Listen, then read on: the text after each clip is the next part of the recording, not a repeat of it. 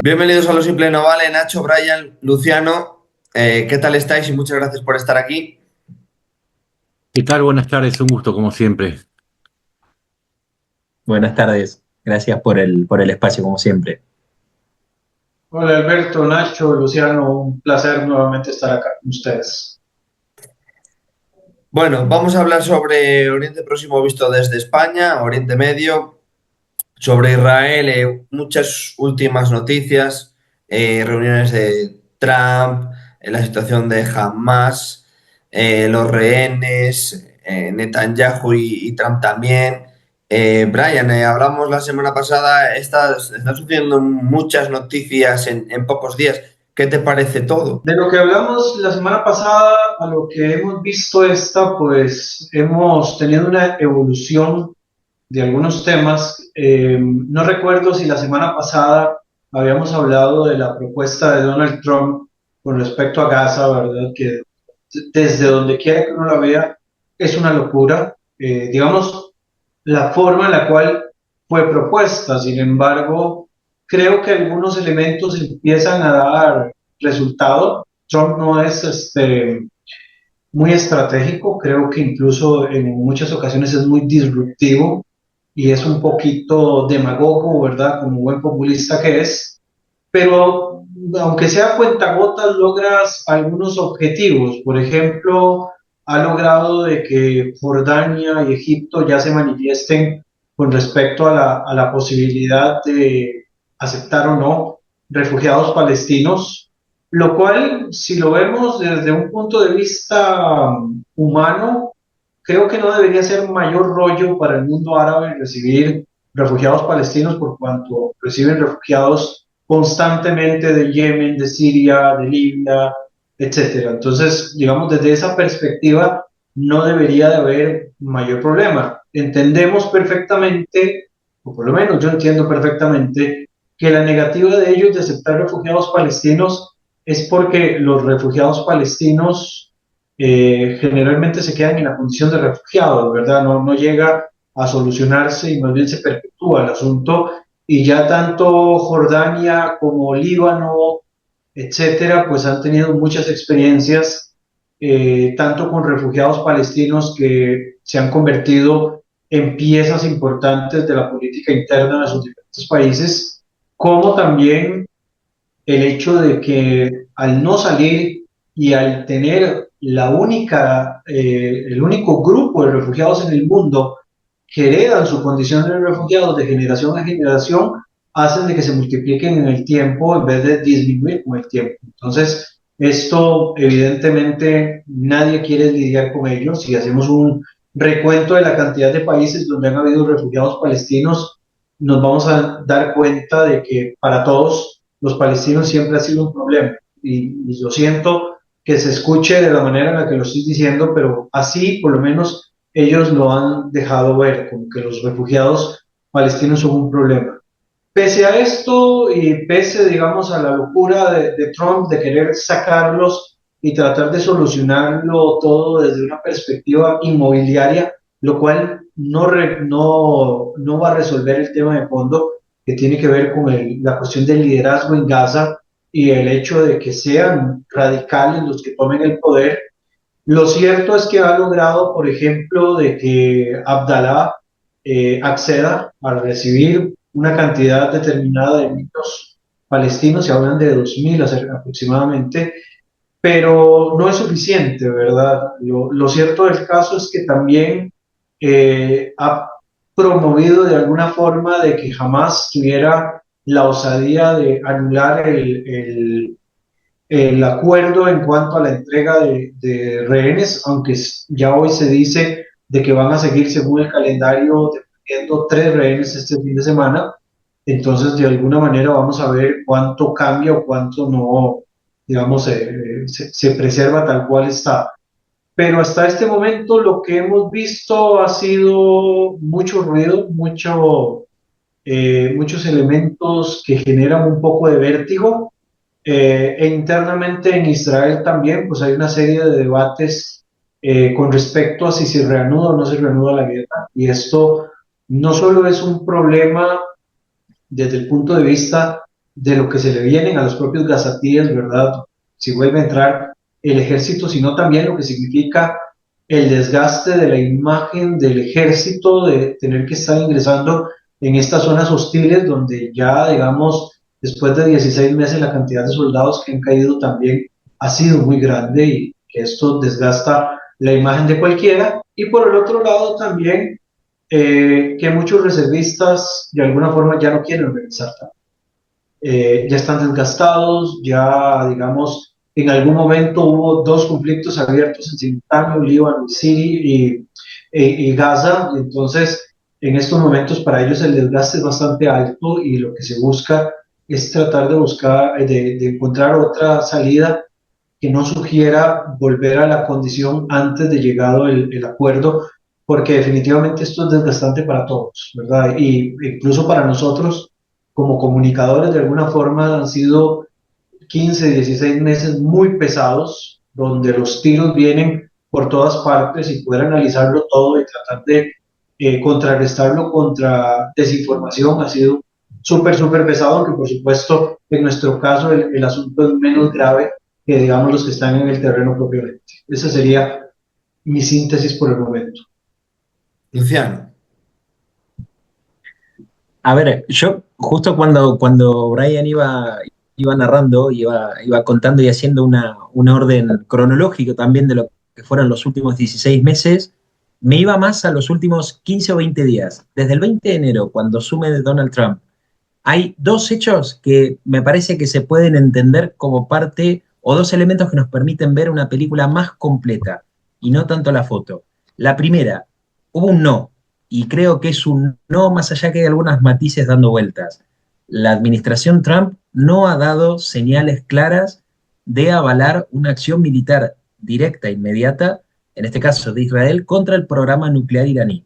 Y eso es un aspecto central que va a moldear los próximos meses y probablemente los próximos años en un Medio Oriente que está reestructurando todas sus estructuras y su status quo. En esos mismos 15 días, el mismo día que no dijo de forma certera que iba a apoyar una iniciativa militar contra la estructura nuclear iraní, sale con lo que llamé ese programa o ese plan estrambótico dirigido a la Franja de Gaza. ¿Por qué estrambótico? Es algo extravagante y sin orden. Es algo que no tiene desde lo legal y lo político ni pies ni cabeza, pero que sí que tiene distintas matices en un abanico que es lo suficientemente amplio y complejo como para empezar a tirar de aquellos hilos que nos puedan por lo menos mostrar un poco lo que puede haber detrás. Hay algunos puntos que me parece que son esenciales que nos van a determinar de aquí a las próximas semanas. Desde que empezó a finales de enero a ponerse en práctica el intercambio de secuestrados israelíes en Gaza por terroristas prisioneros palestinos en Israel, jamás le ha dado un mensaje muy claro a Israel y Estados Unidos, lógicamente. Jamás le dijo, aquí gobierno yo, de aquí no me voy a ir. Podés ganar la guerra, podés sacar a los 250, o 251, perdón, que me llevé el 7 de octubre, vivos y muertos, pero voy a seguir gobernando. Esto también se da como respuesta a una falta de programa por parte de Israel de la posguerra en la Franja de Gaza. Un hecho que el 7 de octubre del 2023 se veía lo suficientemente lejano, pero con el desarrollo de la guerra se empezó a ver cada vez más cerca y hubo tomas de decisiones que muchas veces no apuntaron a entender la construcción de gobernanza política una vez que jamás fuera desplazado. En síntesis, la anomia iba a ser siempre el peor escenario dentro de la Franja de Gaza para Israel, para Jordania y para Egipto. De reojo también están mirando los estados del Golfo que creo que también empiezan a prestar atención por lo que ocurrió en Siria y un cierto temor de un efecto contagio de lo que puede ocurrir también en la Franja de Gaza, especialmente en una Gaza cuyo territorio se divide en clanes familiares en donde cada uno de estos líderes y clanes tienen una afiliación política necesaria, mayoritariamente a Hamas, pero también expresiones como la Yihad Islámica Palestina, lo vimos con Arbel Shur, una de las últimas secuestradas que regresó a Israel por los acuerdos de liberación, y lo vimos también con otros grupos como el mismo Fatah o el mismo Frente Popular de Liberación Palestina. Por lo tanto, es muy complejo el entramado societario en la Franja de Gaza como para pretender una anomia en la posguerra. Insisto, no es un escenario a futuro o muy próximo de largo plazo, sino que estamos hablando de algo que a mi juicio se pudo y se tuvo que haber hecho casi en simultáneo con lo que era el objetivo militar principal, que era desterrar a la organización terrorista Hamas. ¿Hamas debía ser destruido? Sí. Su herramienta o su pata operativa se redujo casi a un mínimo y fue aplastado por las FDI, sí, pero esto no quita que esa pata política que ahora necesita Israel y necesita también los Estados Unidos para por lo menos volver a hacer funcionar la franja de Gaza en la posguerra, creo que Israel se ha quedado corto y se están empezando a pagar las consecuencias. Por lo tanto, el estrambótico plan de Trump se da en ese contexto, que hay mucha incertidumbre, ya no solo en Israel, porque también, cuidado que el plan Trump, el plan estrambótico de Trump, en redes sociales pudo haber despertado fanatismos como siempre, despierta memes, despierta risas, despierta llantos, como todo, porque toca temas verdaderamente pasionales y muy sensibles en lo que es el relato del conflicto palestino-israelí. Sin embargo, en Israel no fue muy bien recibido, especialmente por aquellos decisores políticos y militares que dicen, mucho cuidado, porque quitar a ese 1,5 millones de individuos que son elementos perturbadores de la Franja de Gaza y traspasarlos o a Jordania o al Sinaí, puede terminar teniendo unas consecuencias mucho más perjudiciales en lo inmediato que lo que significa la Franja de Gaza con un Hamas y una yihad islámica verdaderamente delimitado. Por lo tanto, creo que hay muchos guiños políticos también para el Golfo, en especial para Arabia Saudita y Emiratos Árabes, no solo por la normalización. Yo hace unos meses atrás, un mes y medio, 2 meses, cuando me preguntaban sobre la relación de Trump y el Golfo, mucho cuidado porque la relación entre ellos es por la inversión inmobiliaria mutua. Es decir, mucho cuidado, y esto también creo que es una alerta para Israel, en dar una carta blanca a lo que Donald Trump pueda significar, en especial cuando vengan los saudíes y le ofrezcan Riyadh para cualquier tipo de inversión inmobiliaria. Creo que Trump en eso es lo suficientemente versátil y pragmático, como también es muy impredecible en sus actos, como para entender que no hay certeza sobre lo que vamos a tener, en especial con un pasado reciente que fue mucho más incierto de lo que estamos viendo casi hoy en el presente. Ujú. Datos, y coincido con ambos, datos de la realidad. Trump tiene un proyecto de Trump Tower en Riad y en un gobierno verticalista en donde se hace lo que yo digo y el resto es hereje. En este sentido, es Claro. un dato que yo creo que es central. Si Trump dice que hay que un emprendimiento inmobiliario en Gaza y todos dicen que sí y nadie le está diciendo que no, por lo menos en esta etapa de concentración absoluta de poder como resultado de las elecciones. Coincido con ambos que el plan es, yo diría que es hasta ridículo, pero también es perturbador para lo que sucede. Junto con el plan de Gaza y en esa búsqueda de protagonismo, y creo que la palabra esencial acaba de ser narcisismo, ¿sí? Esto no tiene que ver con la política, tiene que ver con el narcisismo político. En su búsqueda de protagonismo tiene un plan que es absolutamente ridículo, impracticable, y ahora explico por qué es hasta diría negativo. En primer lugar, porque al odio a Israel ahora en Gaza le ha sumado la defensa de la tierra. Esto va a acelerar no solamente la violencia, sino el reclutamiento por parte no solamente de Hamas, sino también de la yihad islámica y de los clanes. Los clanes, esos 18 clanes principales que habitan en Gaza solamente, no son una familia como las nuestras, o sea, no son primos, hermanos, tíos, el clan son familias de 1.500, 2.500 hasta 5.000 personas. Y vos no podés mover 5.000 personas de un lugar al otro sin borrar inclusive algo que es tan importante como la familia, que es la herencia y su vinculación con la tierra. Por lo tanto, muestra un desconocimiento absoluto y está de alguna manera favoreciendo esa reorganización, no solamente de Hamas, no nos equivoquemos, no solamente Hamas, son otros grupos también, la yihad y los clanes. Los servicios de inteligencia occidentales, hubo un dato en diciembre, ya decían que Hamas había recuperado 15.000 adherentes. Israel dijo haber matado a por lo menos 10.000 terroristas. Es decir, no están favoreciendo el terminar con Hamas y con el resto de los grupos. Al contrario, están favoreciendo una radicalización. ¿Por qué digo que el narcisismo está yendo en contra de los deseos de todos? Todos los bien nacidos queremos que vuelvan los rehenes y que vuelva la paz. Eso es algo que va más allá de la función periodística o académica. Pero en su búsqueda de protagonismo cometió otro error que yo creo que es muy torpe y creo que tiene que ver con el narcisismo. Dijo y lanzó un ultimátum que el sábado tienen que estar libres todos los rehenes. Después de más de un año de trabajo, de un trabajo delicado, de orfebre, tratando con terroristas, tratando con Irán detrás, que se recuperó por goteo a una serie de rehenes, él plantea un objetivo de máxima y es: yo voy a arrasar Gaza si no me devuelven a todos los rehenes. Es de una torpeza absoluta, porque eso también tiene que ver con esta pausa que hace Hamas amenazando con romper el proceso. Es decir, me da la idea que tanto en el asunto de Gaza, con este asunto de Maro Gaza que quiere hacer, como en la cuestión de los rehenes, está anteponiendo sus intereses, y por eso hablé de la torre Riad. Saquemos a Trump y vamos a encontrar algo más interesante todavía, porque creo que Trump es ruido, ¿sí? En algún punto se ha vuelto ruido, no solamente en este tema. Acaba de traicionar a Ucrania haciendo un pacto bilateral con Putin, dejando de lado a Ucrania y a los europeos.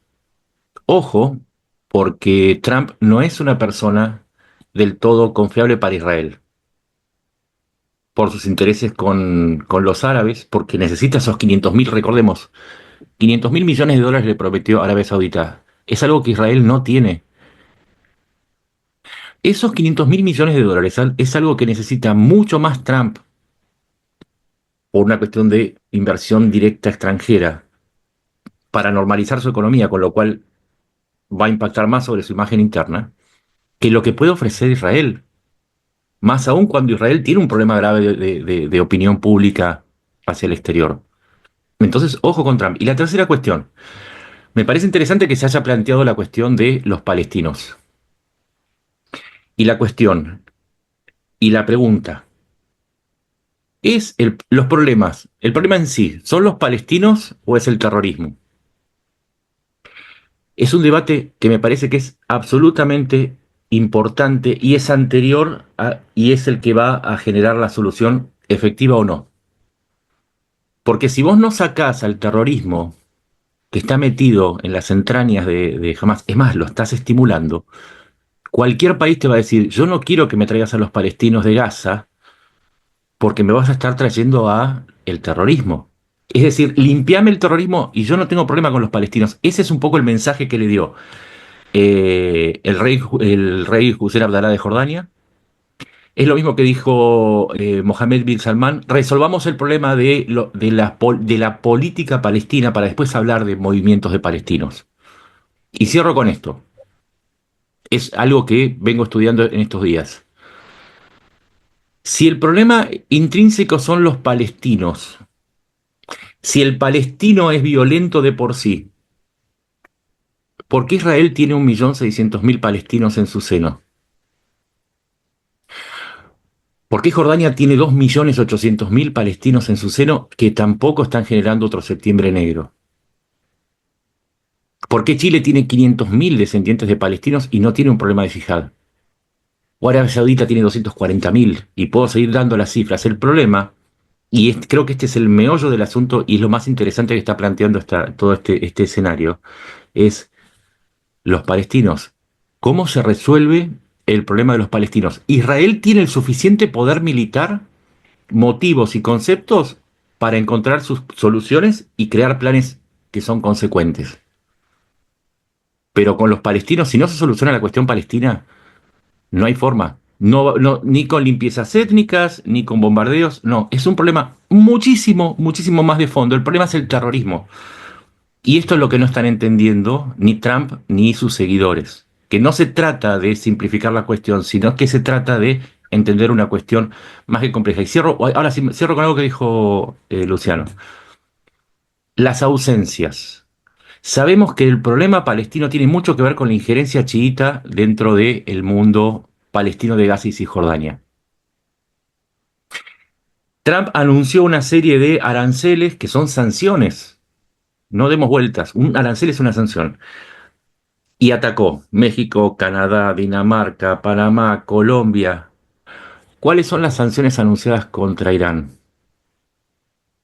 Cierro con esa pregunta. No permite bombardear Irán. ¿Cuáles son las sanciones anunciadas contra Irán de parte de Trump?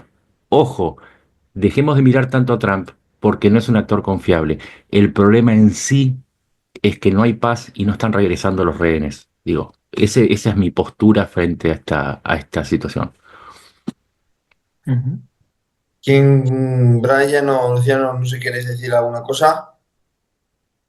No, a ver, yo sí, Brian, dale, No, dale, sí, dale, sí, así. Luciano, dale vos. Seguimos el orden, sí, sí. No, Brian, dale, di. Luciano. No importa. A ver, bueno, un poco como para retomar y reforzar algunas cosas que decía Nacho que fui apuntando aquí. Creo puntualmente que el terrorismo es más una conclusión de todo un proceso en el cual también hay todo una suerte de entramado y arquitectura que los países árabes han cultivado durante mucho tiempo, muchísimo tiempo, y creo que la solución, un poco haciendo ese paralelismo que personalmente yo lo uso muy poco, porque creo que hay que usarlo muy poco, con lo que hablan de la desnazificación o un proceso de desnazificar la Franja de Gaza.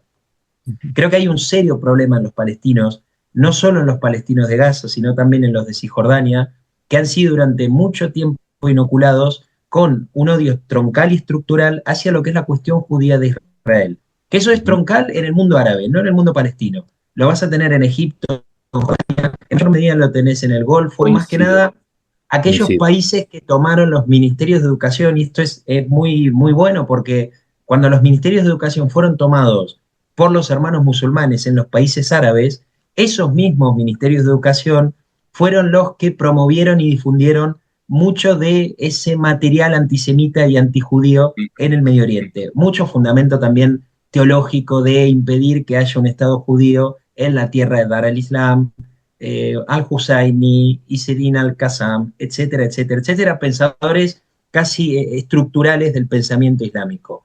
En el año 70 o en los 70, con la revolución iraní en Irán, ahí es donde la causa palestina se empieza a islamizar. Y con el tiempo la causa palestina se volvió una causa islamista. Que esto es por ahí también lo que le da una vuelta de complejidad mucho mayor. Ya si había un componente muy perturbador estructurado por los propios países árabes y muy arraigado e inoculado en las sociedades árabes, con la islamización de la causa palestina se da un paso más y se llega a la materialización de lo que vemos como Hamas o la Yihad Islámica Palestina, que además son grupos profundamente mesiánicos y profundamente violentos en su operativa, Sí, tanto perdóname. ideológica como en el operativa Ahí diaria. la Sí, muerte de Yasser Arafat uh-huh, también marcó ese giro exactamente. desde Hay, lo hay una, político. Ujú. Sí, hay una que, como todos, estos saben que hay muchas cosas que están adjudicadas y pueden nunca haber sucedido o no, pero hay quienes dicen que en la cumbre previa a la firma de los acuerdos de Oslo, 1993-1995, el grupo y el propio Yasser Arafat le dicen a Bill Clinton, yo esto no lo puedo firmar porque aquí yo ya no mando. Entonces, ¿quién mandaba en la causa palestina? Porque el propio Arafat entendió, y creo que Ariel Sharon en el 2005 también lo entendió, que la Franja de Gaza ya era un peón de este producto islamista y que no había posibilidad, por lo menos práctica, de tratar con este 1,5 millones, 2 millones de personas que hay hoy en la Franja de Gaza, con un sentimiento que obviamente se va a ver mucho más efervesciente con el contexto y la circunstancia política. Coincido que este contexto hace que esa radicalidad aumente, pero que hay un problema sin duda muy grande en la Franja de Gaza, que Estados Unidos e Israel puntualmente en sus preceptos no lo pueden resolver sin un compromiso real de los países árabes, en especial de los países sunitas, por lo menos de los que podríamos catalogar hoy como más moderados. Claro, perdón, una observación. Es que justamente a la propuesta de Trump se le contrapone una oferta de Arabia Saudita, que en realidad era una Claro. oferta también que inclusive tenía a Qatar detrás, a los Sí, sí. emiratíes, a Bahrein, a Oman, diciendo, esta era la fórmula política que iba a lo que vos decías. Nosotros ponemos los 80, creo que eran 88.000 millones de dólares para la reconstrucción de Gaza. Lo que nosotros no podemos hacer es sacar el componente fanatizado, para eso eso no lo compras con dinero. Entonces, Claro. era cambiar esa idea de combatir a Israel por tener si querés, un Dubái, o sea, cambiarle el concepto, pero le dijeron, pero nosotros necesitamos esto. Ahora, la respuesta de Trump de crear un proyecto inmobiliario Palestinian Free, en realidad lo que viene a hacer es a confrontar con ese proyecto, y dentro de Gaza, precisamente todos los sectores que podrían funcionar como, si se quiere, un anticuerpo para el yihadismo, de pronto recibieron un cachetazo porque ahora está bien, yo no estaba de acuerdo con Hamas, pero ahora tengo que pelear porque me van a sacar de mi tierra y de mi clan y de mi familia, etcétera, etcétera. Esa era una observación de que, claro, hay un movimiento, pero está siendo interrumpido por estos narcisismos desatados del momento.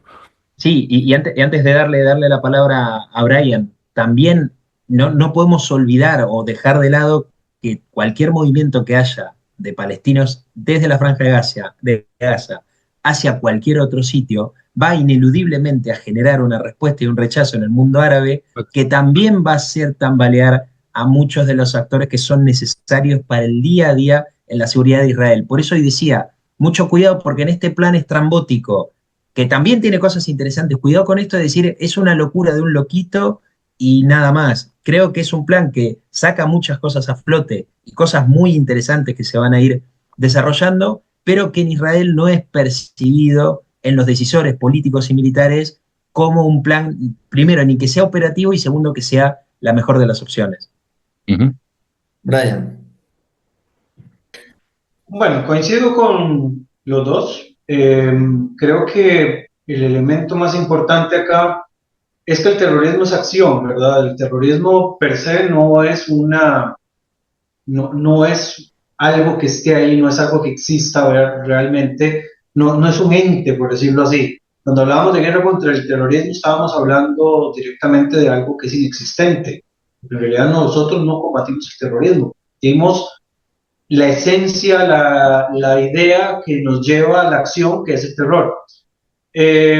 Acá se han mencionado algunos elementos que creo que son sustanciales, que es donde tal vez podríamos eventualmente ir encontrando la solución, por lo menos ir planteando algún tipo de solución para el conflicto. En primer lugar, Donald Trump va a estar solamente 4 años, por lo tanto no podemos fiarnos de un Donald Trump que en 4 años ya no va a estar más. Él no va a poner los muertos, él no va a poner, digamos, absolutamente nada de la parte operativa para darle la continuidad a Israel y darle la continuidad tampoco a la situación palestina.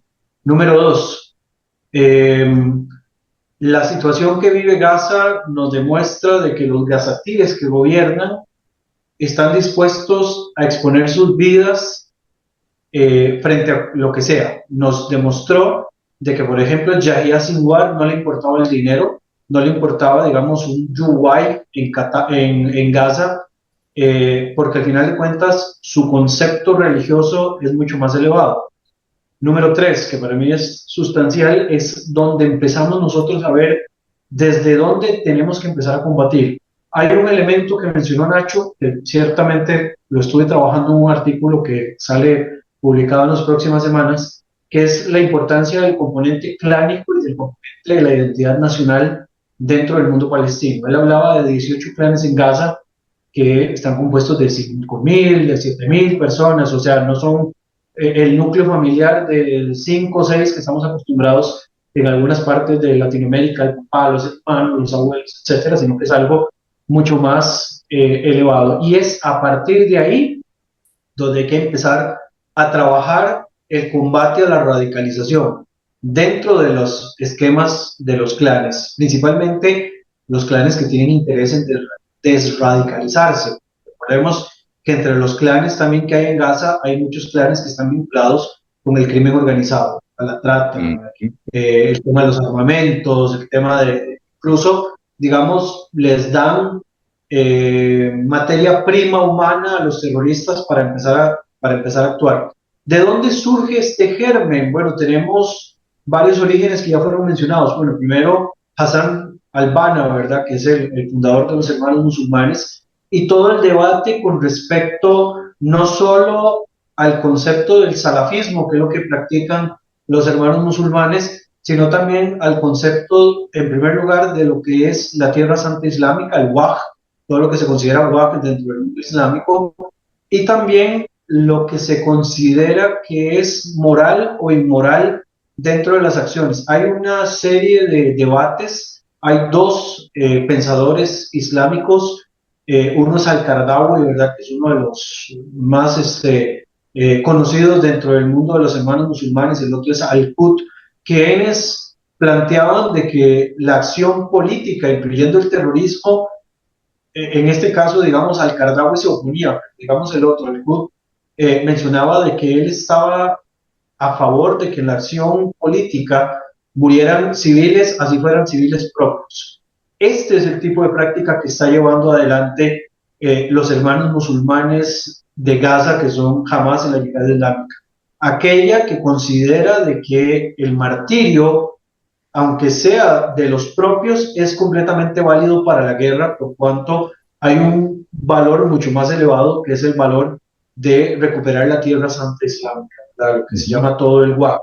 Además, están fuertemente influenciados por algo que mencionó Luciano, que es súper crucial, que es la influencia del Islam político de Irán. Y el Islam político de Irán se mueve no desde la perspectiva del salafismo, sino de algo muy similar, que es la infalibilidad del líder supremo, la infalibilidad del ayatollah, en este caso Khomeini en algún momento y ahora Ali Khamenei. Entonces, si dentro de la perspectiva de ellos religiosa, la muerte de propios y la muerte de extraños es, digamos, crucial para la liberación de la tierra islámica, lo vamos a seguir viendo. No les importa, digamos, reanudar acciones militares el sábado y que vuelvan a morir cientos o miles de palestinos. No les importa.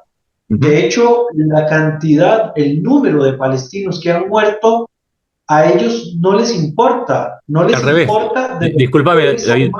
Es al revés, justamente. A mayor cantidad de muertos, Claro, mayor mejor. es la exhibición y acá hay una disputa, que es una disputa para ver quién es víctima de quién. Entonces, a mayor cantidad de muertes propias, más elementos tengo para construir la imagen de que soy víctima y reforzar lo que vos estabas diciendo antes, el martirio como venganza, porque la venganza es un elemento constitutivo de los clanes, y entonces, justamente, cuanto peor, mejor. Eso hay Mejor. que entender. Y Perdón. recordemos que las muertes de propios, ellos las utilizan para la propaganda hacia los de Claro. afuera. Digamos, Claro. la propaganda hacia adentro es, estos son nuestros mártires. A través de la idea de nuestros mártires, empiezan a lograr reponer. Les mataron a 10.000, conseguimos 10.000 nuevos. O sea, lo hacen bajo la construcción de este tema del martirio. Pero lo que nosotros nos venden, lo que ha dañado la imagen pública de Israel, que es lo que en algún momento también se mencionó, es lo que se exhibe hacia afuera. No es que a ellos les importe, a ellos les funciona realmente. Y por eso es que explotan la imagen a más no poder. Entonces, tenemos que empezar a actuar no desde el punto de vista únicamente militar o desde el punto de vista de respuestas inmobiliarias o materiales. Ya entendimos que esta guerra no es materialista. Esta es una guerra completamente que tiene características de corte ideológico religioso. Por lo tanto, hay que combatirlo desde la perspectiva ideológica. Hay que entrar en un fuerte trabajo con clanes importantes y empezar a buscar, digamos, imponer un discurso que sea menos radical. La única forma de desradicalizar el pensamiento palestino es que exista un pensamiento moderado que venga, digamos, a tomar ese lugar. Pero esto no es por arte de magia. Si, digamos, se sigue manteniendo el enfrentamiento tal y como lo tenemos hasta este momento y no hay una salida integral, no hay una idea del día después de mañana, vamos a mantenernos exactamente en las mismas condiciones. Y el propio mundo árabe ha sido muy claro, nosotros no vamos a reconstruir Gaza para que en 5 años lo vuelvan a destruir. La idea de ellos es, si se hace algo, tiene que ser algo que les beneficie desde el punto de vista material. A ellos desde el punto de vista personal, los palestinos no les importa. Si les importara, la Liga Árabe no tendría problemas en que los palestinos tuvieran una doble nacionalidad, pero ellos mismos se han empeñado en convertir a los palestinos en moneda de cambio dentro de un conflicto donde ellos también han utilizado este margen ideológico para seguir, digamos, tratando de imponer sus propias condiciones. Y hay dos actores que los hemos dejado muy por fuera, que creo que son sumamente importantes. Uno sí se mencionó, pero no tan en la profundidad, que es el caso de Irán, pero hemos vuelto a dejar por fuera a Turquía y hemos vuelto a dejar por fuera a Qatar y lo que hace a través de Turquía, que también ellos tienen sus propios intereses e ideológicamente son muy cercanos en algunos aspectos con la gente que gobierna actualmente en Gaza. Sí, y a ver, son la nueva sede de Hamas. De Hamas. De hecho, sí, adelante. Y no, que justo iba justo a eso también para emparentar un poco con lo de Arabia Saudita, pero sí, dale, Nacho. No, que además no solamente es la nueva sede de Hamas, sino que la red económica que sostiene a Hamas y que a su vez se nutre de esos simpatizantes que son subsidiarios de la idea fuera de Hamas y fuera de Gaza, de que vale la pena invertir. Porque gran parte del dinero que recibe Hamas no lo recibe por la UNRWA o por la cooperación internacional, lo recibe de particulares que no necesariamente tampoco son musulmanes. Puede ser un irlandés católico o ateo que cree que es una causa justa. Entonces también Hamas no está terminado. Esa es otra cosa que tenemos que entender.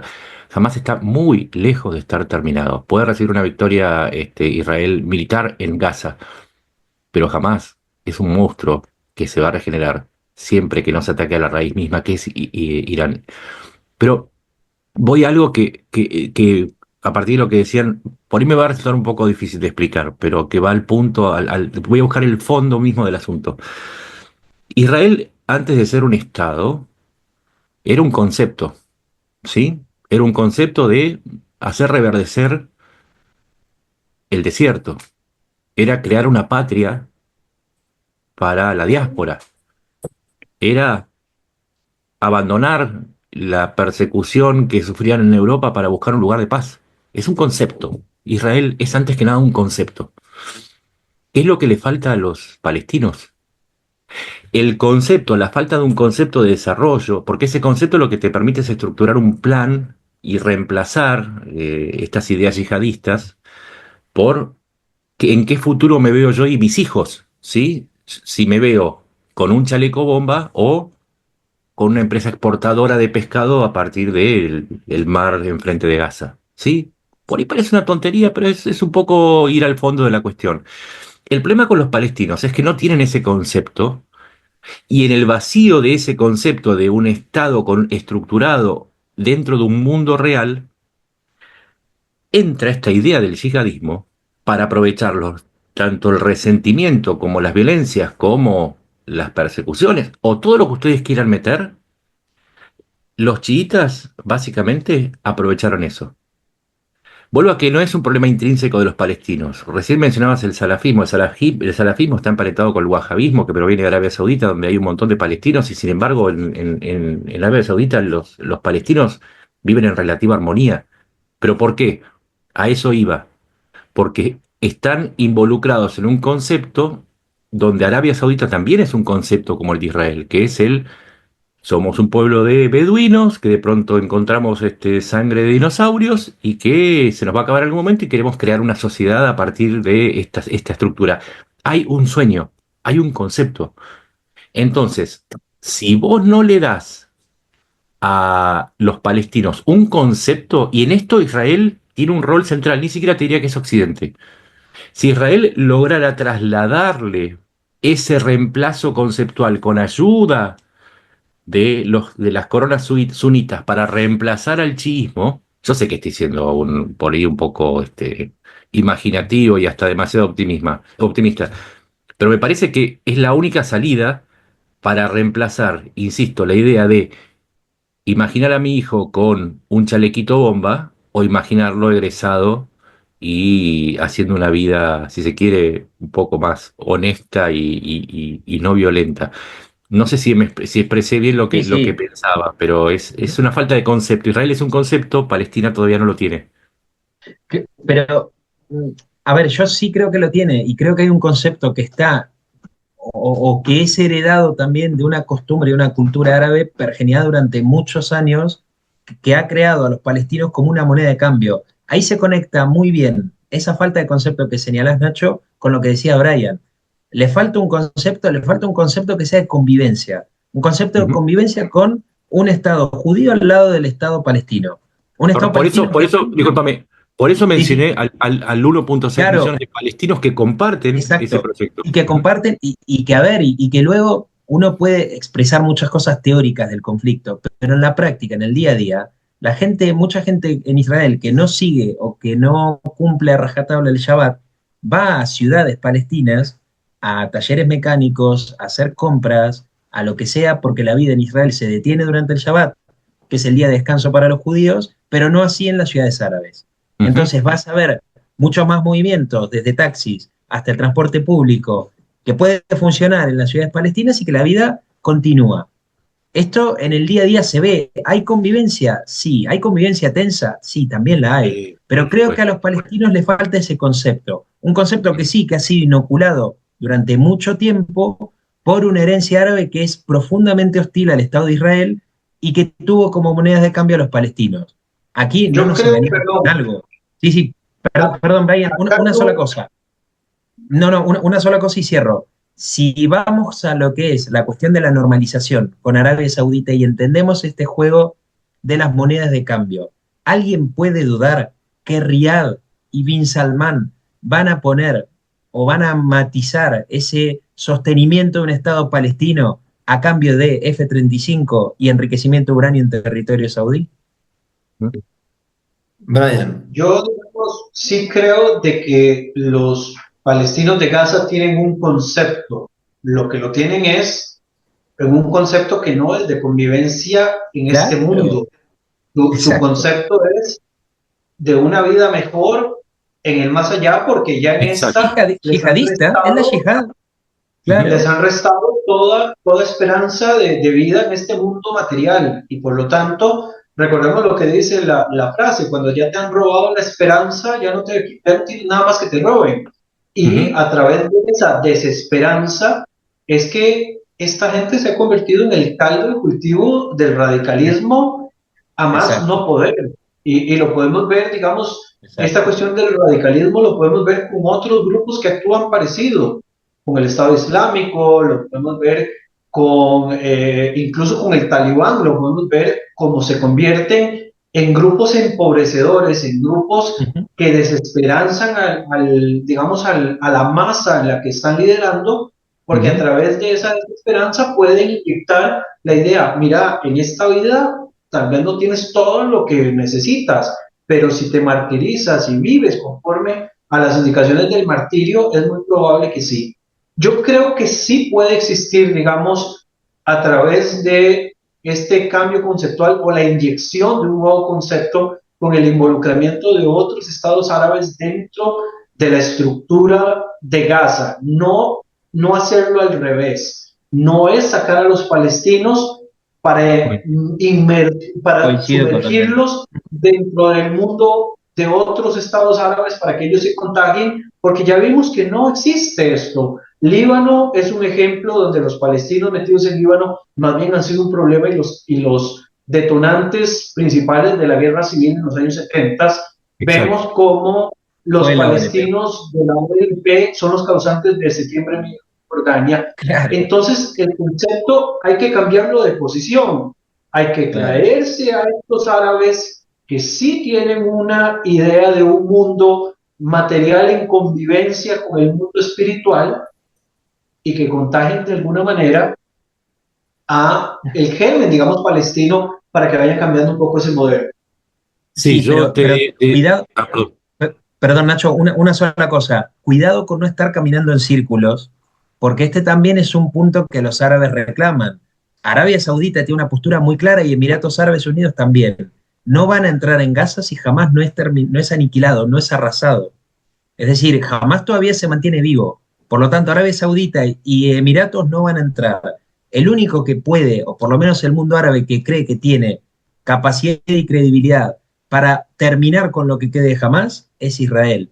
El tema es que ahí es donde creo que entramos en un círculo muchas veces vicioso, en el cual necesitamos de las estructuras árabes, por lo menos las más moderadas, para entrar en Gaza, pero ellos también rechazan entrar en Gaza con un Hamás que está vivo y a las puertas de una guerra de insurgencia, que eso también es un dato central. Lo que viene ahora, si se reinician los combates en la Franja de Gaza y por lo menos una gran parte de lo que queda de Hamás es derrotado casi hasta su desaparición, el capítulo siguiente necesariamente es una guerra de insurgencia, es una guerra de actos terroristas por goteo, que vas a tener una base operativa de los Estados Unidos, de Israel, del ejército de Arabia Saudita, de quien sea, y que de repente vuele por los aires detonada por una bomba dentro de un coche de un bebé en una fila de ayuda humanitaria. Eso es lo que va a empezar a pasar en la Franja de Gaza. Sí, yo lo último que tengo para decir es que, ojo, porque el 7 de octubre fue diseñado exactamente para esto. Claro, papá, bueno, claro, Entonces, claro, en el punto, claro. y acá me hago eco con algo que vengo advirtiendo hace mucho, que inclusive desde el lado de Israel, aquellos grupos que responden a tipos como Smotrich o como Ben Gvir, son absolutamente funcionales, tanto como lo es el narcisismo de Trump, al alejar esta idea del concepto y hacer un juego con odio sobre odio, que ejecuta un odio y otro odio encima. Y entonces lo que digo es, si la enfermedad, si sabemos cuál es la enfermedad y entendemos que el 7 de octubre fue la inoculación de una nueva cepa aún más poderosa, entonces, atención, porque nosotros no estamos, bueno, vos sí, David, estás ahí, estás cerca, pero digo, no estamos en el frente de batalla, estamos en las redes. Ojo, porque esa inoculación también tiene que ver con hacerle el juego a Irán y a sus asociados, esparciendo un odio y diciendo que esto no tiene otra solución que la violencia. Y esto no es por ser pacifista, ¿eh? Esto no tiene nada que ver con ser pacifista, porque a mí el pacifismo se me acabó cuando digo que hay que erradicar hasta el último tipo de Hamás. Yo no soy pacifista. Lo que digo es, tampoco soy tan tonto como para no darme cuenta que la batalla tiene dos frentes. Uno es el frente militar y el otro es el frente de la comunicación. Y en la medida que hay mucha gente que sigue diciendo hay que exterminar a los palestinos y del otro lado dicen hay que exterminar a los israelíes, son cepas violentas que no aportan en absolutamente nada y que son exactamente ese es el contenido de esa inyección que nos dieron el 7 de octubre. ¿O acaso creen que solamente mataron israelíes? Estaban matando también por adelantado a todos los que murieron en Gaza, porque eso es lo que les conviene. Ojalá nos diéramos cuenta que en la Claro. medida que le hacemos el juego a la locura, más locos nos volvemos y ganan los que siempre vienen lucrando con la locura para no entender los conceptos básicos, sencillos de convivencia, que es la única salida. Sí, pero Nacho, quizás con eso, mira, justo cuando te escuchaba pensaba en que también estaríamos dentro de una guerra de conceptos, que eso me parece que puede ser un título muy bueno, desde para un hilo en Twitter o para algún artículo, lo dejo ahí, lo dejo sobre la mesa. Pero creo que en esta guerra de conceptos hay una concepción muy clara y que es mayoritaria en la sociedad de Gaza, que es destructiva hacia el Estado de Israel. Y ¿Sí? en Israel existen posiciones extremistas que no son mayoritarias ni de la sociedad israelí, ni mucho menos del pueblo judío, que además tiene una conceptualización muy clara de lo que es la defensa de la vida, Te tanto de dirías los cuerpos que están en es un Gaza como 70-30 contra un 30-70, vamos a ponerle así. efectivamente, eso Ujú. es, pero en esa guerra de conceptos que es retórica, que es comunicacional y que también es militar, hay una intención muy clara que creo que es también lo que se está viendo a partir de la espectacularización que hace Hamas, que es un juego, un circo muy perverso y muy macabro en la liberación de los secuestrados, está intentando invertir esa concepción. Se dirige al 70% que realmente es pacifista y que quiere la convivencia y que vive en Israel y le está diciendo, somos todos iguales, jamás es igual a Israel. ¿Por qué? Porque Israel viene a masacrarnos. En Claro. esa guerra de conceptos, jamás te está queriendo llevar al mismo barro pestilente en el que ellos chapotean desde hace por lo menos 25 años. Ya lo hemos hablado alguna vez. La Y pregunta sí, es, por eso me acordaba. porque Israel puede lograr la victoria militar, Claro, exacto. pero la pregunta es, ¿la victoria comunicativa a quién le pertenece si seguimos Yo discutiendo? creo, en lo ¿No? primero, sí que creo que Israel va a primar o va a poder preservar lo que es el alma del pueblo judío en ese concepto de defensa de la vida y la convivencia, que en definitiva es un concepto que está en la mayoría de la sociedad de Israel. De Ujú. Israel, sí, de Israel justamente. Ahora, sí, no, lo que tengo mis dudas y las hemos hablado incluso en privado y públicamente, creo que hay muchas dudas a la hora de pensar en la posguerra en la Franja de Gaza y me preocupa que Israel no tenga un elemento, por lo menos público.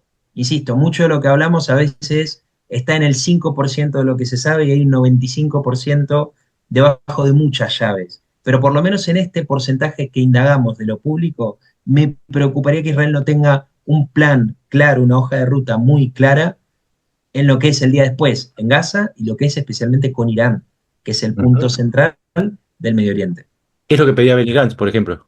Le preguntaba. Brian, entre otros. Brian, si quieres decir algo para cerrar. Sí, yo creo que también tenemos que dejar, digamos, abierta para una segunda discusión y tercera y cuarta, que nos hemos concentrado mucho en Gaza, pero tenemos que pensar también Claro. que hay otro tema ahí que se las trae últimamente, que es Cisjordania, ¿verdad? Todas las Mm. zonas históricas de Judea y Samaria que eventualmente se están gasificando, no sé si puedo usar ese término, se escucha horrible, Sí, pero se Sí, está, sí. digamos, transformando de alguna manera en otro bastión y decían ahora que la ecuación de radicalismo moderados en Gaza Israel es 30-70, pero veamos que ese 30 que está dentro de Israel y que muchos viven en asentamientos en estas zonas de Samaria son bastante ruidosos y esto Conflictivos. complica, digamos, para Israel en la guerra de las narrativas, en la guerra de la información, en la defensa de Israel, en otros frentes ujú. más allá del militar, este 30% también genera muchos Ah, problemas. Y Ujú. basta con darse una vuelta, métanse ahora un rato en Instagram y busquen CNN en español o busquen la DW o no sé, algún diario inglés y van a ver la cantidad de artículos que han sacado últimamente sobre los asentamientos en Judea y Samaria. Yo no estoy diciendo que ese sea el único problema, porque sabemos que Jenin, que otras zonas, digamos, palestinas, son un panal de avispas pro Hamas, pro Yihad Islámica y demás grupos, pero creo Totalmente. que el otro elemento del que tenemos que empezar a poner el ojo, la mirada, porque parece, digamos, como crónica de una real intifada, es lo que pueda estar pasando también en Judea y Samaria eventualmente, y que esto nos lleve, digamos, a una condición de crisis mucho mayor. Recordemos que dentro del plan también de Donald Trump se hablaba de la anexión de Israel de las regiones de Cisjordania, ¿verdad? Y hay que pensar que una anexión no es solamente tomar el territorio, ahí hay varios millones de personas que 3 millones. requerirían convertirse en ciudadanos de ley o como se amenazó en algún momento, meterlos en un régimen especial que sería lo más cercano a un apartheid que siempre hemos negado que exista, porque no existe hasta el momento, pero si no se toman las medidas necesarias, estaríamos dándole herramientas a ese 30 sobre el 70 de tomar decisiones sobre algo que es esencial en la seguridad y en la sobrevivencia de Israel. Eh, Anexarse 3 millones de personas es cambiar, desequilibrar el Ujú. equilibrio demográfico dentro del país y transformar de facto el país en un estado binacional que eventualmente Exacto. puede llevar a la desaparición de Israel como un estado judío. Ahí, perdón, yo Efectivamente. soy muy amigo de las matemáticas. Hay 9,7 millones de habitantes de Israel. 1,6 son árabes o palestinos, ¿sí? O 2 millones, para hacerlo más. Tenés 5 millones de palestinos. Si vos anexás Gaza y Cisjordania y no haces un apartheid y los asimilás como ciudadanos israelíes, pasarías a tener 15 millones con 6,5 millones de palestinos y árabes. Y en el Knesset no hay ninguna fuerza judía que pueda superar a esa Ujú. fuerza. Entonces, el problema matemático, político, es irresoluble. O haces una expulsión, o haces un apartheid, o convertís a Israel en un estado birreligioso o multirreligioso o como quieras llamarlo. Pero no creo que esa sea la idea de Smotrich o de Ben-Gvir. Así que las opciones son horribles. Mm. Chicos, si queréis lo dejamos aquí, otro día seguimos debatiendo y muchísimas gracias. Gracias a Nada, vos. Alberto, gracias. Buenas tardes. Siempre es muy bueno saber que uno puede debatir estos temas que son tan agrios con gente inteligente y que tiene claro que a veces hablando logra mucho más que discutiendo y a los gritos. Eso es un gran hallazgo. Gracias. Eso es. Abrazo, Muchas Nacho. gracias. Un abrazo.